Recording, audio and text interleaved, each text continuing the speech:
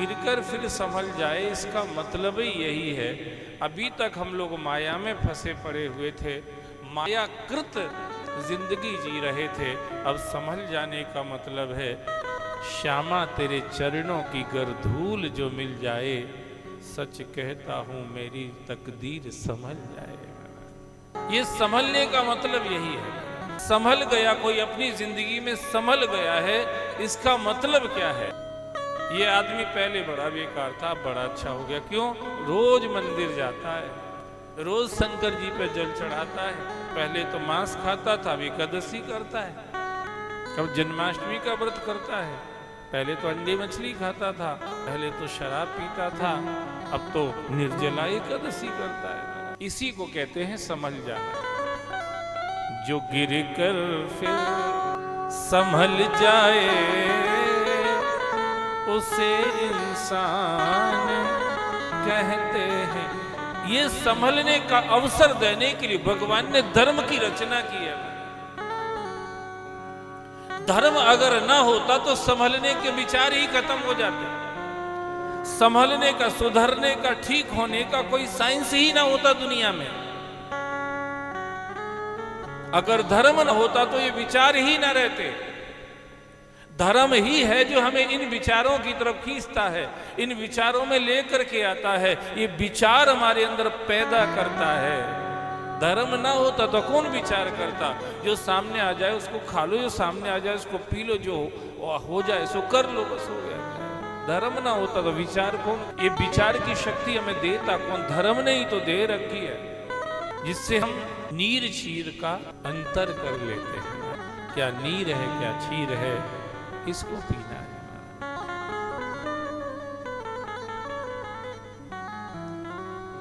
सब कुछ भगवान के अंदर। ये देखा मार्कंडेय जी ने, भगवान ने फिर से श्वास छोड़ी तो बाहर आके गिरे। अब देखा सब कुछ भगवान के अंदर है और सबके अंदर भगवान है। अब मार्कंडेय जी के जो ज्ञान चक्षु थे, जिससे भगवान में स्थिति होती, ज्ञान चक्षु माने प्रज्ञा चक्षु जिनको कहते हैं, उनमें वो चक्षु हमें भगवान का एहसास कराने वाले होते हैं, भगवत दर्शन कराने वाले होते हैं। वो प्रज्ञा चक्षु ही तीसरी आंख है। बोलो शंकर भगवान की, वही तीसरी आंख प्रज्ञा चक्षु। अब मार्कंडेय जी के प्रज्ञा चक्षु खुल गए और मार्कंडेय जी को अब क्या समझ आ गई, क्या बोध हो गया? सब कुछ भगवान में है और सब में भगवान है। सब कुछ भगवान में है और सब में भगवान है। सच पूछो तो मेरे भैया यही सच्चा ज्ञान है। सच पूछो तो मेरे भैया यही सच्चा ज्ञान है। यो मां पश्यति सर्वत्र सर्वं चामयि पश्यति तस्याहं न प्रणश्यामि सत्यमेन प्रणश्यति। सब कुछ भगवान में और सब में भगवान है। भगवान कह रहे हैं जो इस विचार में आ गया है, जो इस विचार में आ गया है,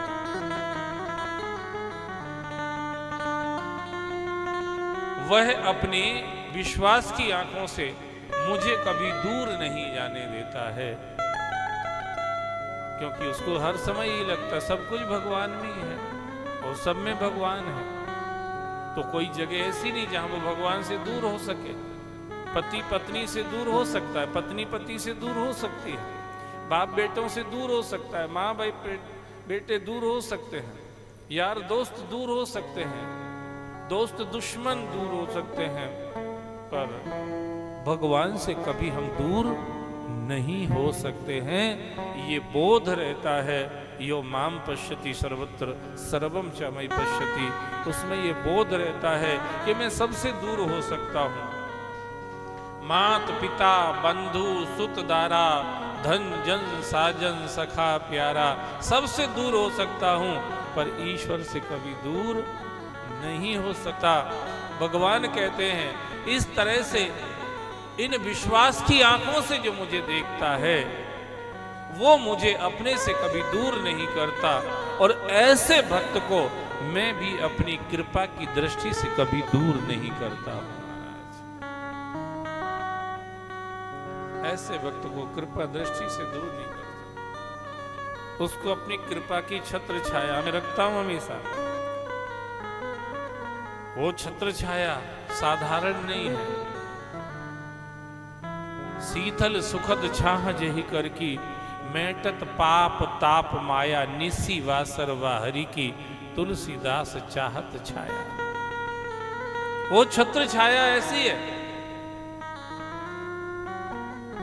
वो शीतलता देने वाली है। दैहिक दैविक भौतिक तापा, राम राज नहीं काहुई व्यापा, ये तीनों ताप जो जला रहे हैं दुनिया के हर जीव आत्मा को, ये भगवान की छत्र छाया जिसको मिल जाती है वो इनसे छूट जाता है महाराज, वो इनसे छूट जाता है।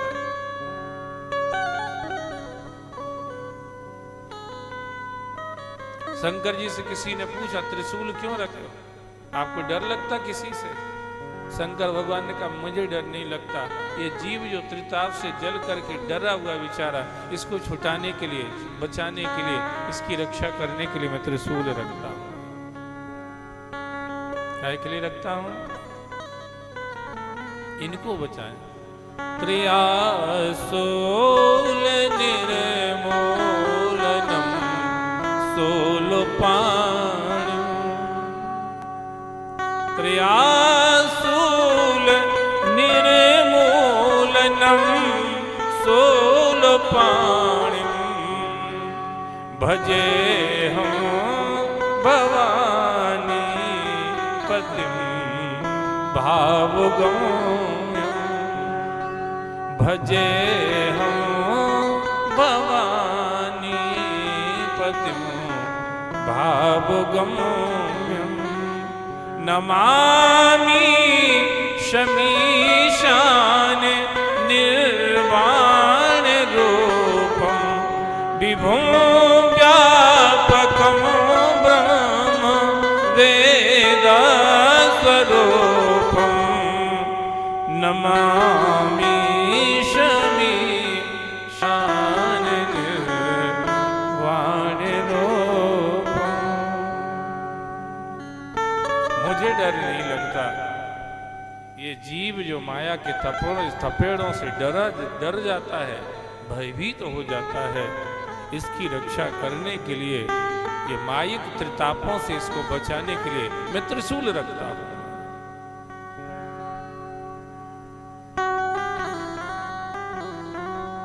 भगवत आश्रय के बिना कहां किसकी यात्रा पूरी हो रही है?